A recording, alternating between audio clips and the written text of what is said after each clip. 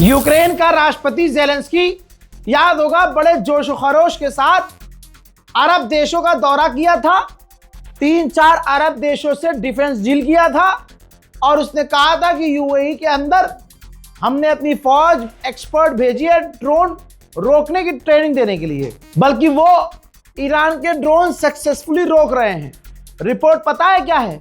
UAE खुश नहीं है, क्योंकि जिस जगह पर यूक्रेन के सैनिक तैनात होकर ईरान के ड्रोन रोक रहे थे, ईरान ने वहीं ड्रोन हमला कर दिया और वो लोग रोक नहीं पाए। यहां तक कि आपको कल पता चल चुका है कि गल्फ में ही एक यूक्रेन का कमांडर ईरान के ड्रोन्स को रोकने के लिए जो लगा हुआ था अपनी टीम के साथ, ईरान ने अपने ड्रोन हमले में उसे ही निपटा दिया, जिसके बाद यूएई हिल गया है और यूएई को रिग्रेट हो रहा है कि भैया हमने किन्हें बुला लिया कबाड़ियों को। ये अंदर खाने बात चल रही है। यूएई खुश नहीं है यूक्रेन से। उधर भारत के फादरलैंड वालों का, जी हाँ, तस्वीर देखिए, हाल ये है।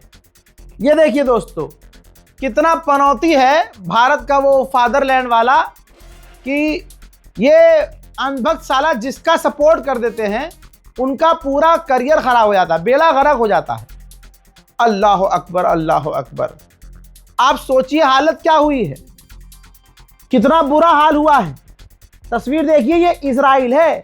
मोहतरम हजरात, जो इजराइल ऐलान कर रहा है कि ईरान की मिसाइलों को हम रोक ले रहे हैं, इंटरसेप्ट कर रहे हैं, कल ही नेतन्याहू का बयान था।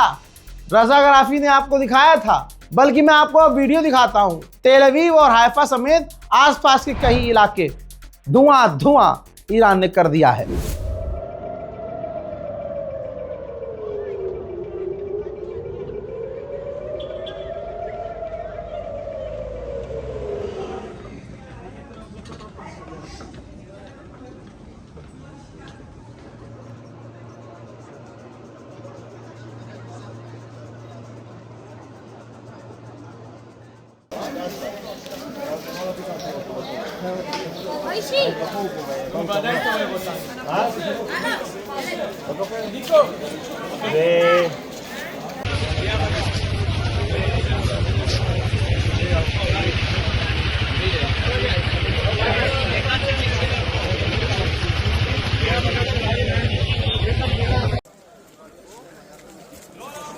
אוי, הקפה, הלך הקפה.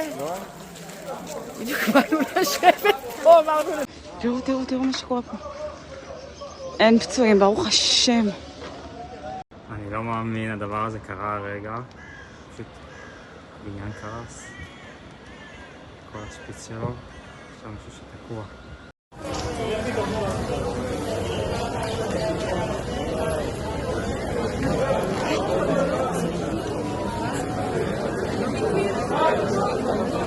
עף לך האוטו, אחי. עף לך האוטו. האוטו שלך. פוצץ בית קפה, תנצי כמה מכוניות. זה נופל ככה. זה שוב חוזר איפה שנפל במלחמה הקודמת. יש מלא זכוכית.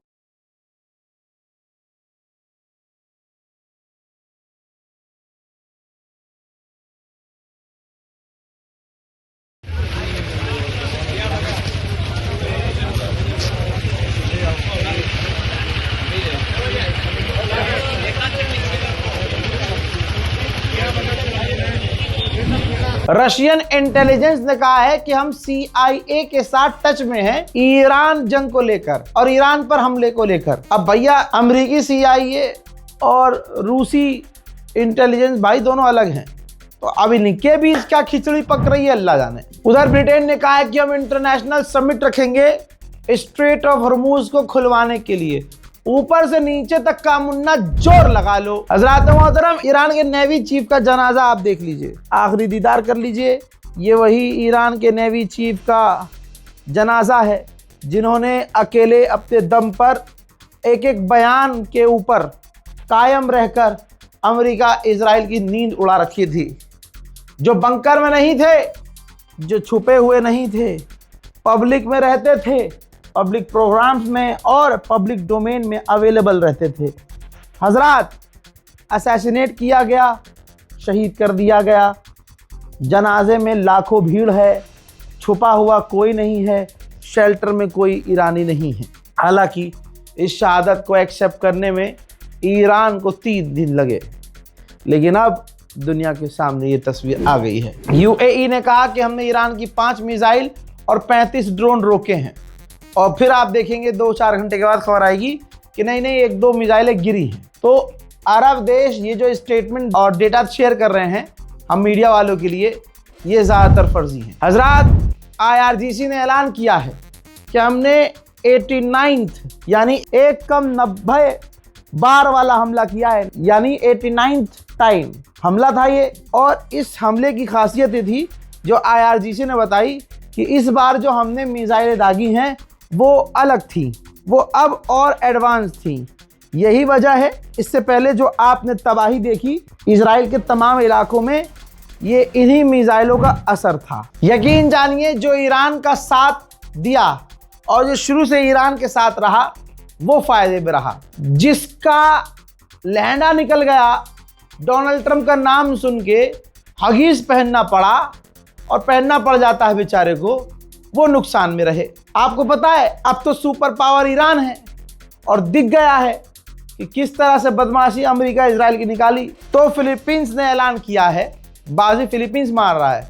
फिलीपींस ने कहा कि हम ईरान के साथ अपने रिश्ते मजबूत करेंगे और कॉर्पोरेशन बढ़ाएंगे, साथ काम करेंगे, ट्रेड करेंगे, बिजनेस करेंगे, मौज करेंगे। अरे लाला, बदमाश बन गया भाई ईरान, तो डॉन है भैया। देखिए फिलीपींस कितना चालाक है, ने देखा भाई साहब अब तो ईरान का नाम चलेगा, पहले डील कर लो, पहले ही बात कर दो, पहले ऐलान कर लो। उधर रोमानिया का बेड़ा गर्क हो गया है। रोमानिया ने पूरी तरह से डिक्लेयर कर दिया है 3 महीने फ्यूल मार्केट क्राइसिस का, कि भैया 3 महीने तक फ्यूल मार्केट जो है क्राइसिस सामना करना पड़ेगा। मार्केट में फ्यूल नहीं है, हालात खराब होंगे। भाई टैक्स तो फ्यूल से हटा दिया है बेचारों ने, लेकिन एक्सपोर्ट करना, फ्यूल एक्सपोर्ट करना बंद कर दिया है और अपने मुल्क के लोगों के लिए बचाना शुरू कर दिया है। उधर रशिया ने फर्टिलाइजर एक्सपोर्ट करना जैसे ही बंद किया, अमेरिकी किसान पिसने लगे।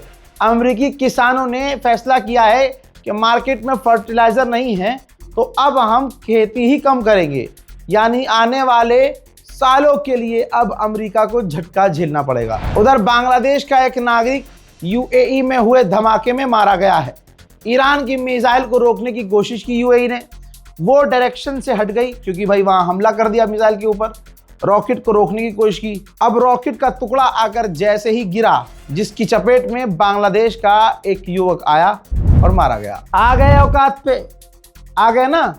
कल तक नेतन्याहू कह रहा था कि उनका यूरेनियम खत्म हो चुका है, उनकी ताकत खत्म हो चुकी है, अब उनका मिसाइल प्रोग्राम हमारे लिए खतरा नहीं है, हमारे अस्तित्व के लिए खतरा नहीं है।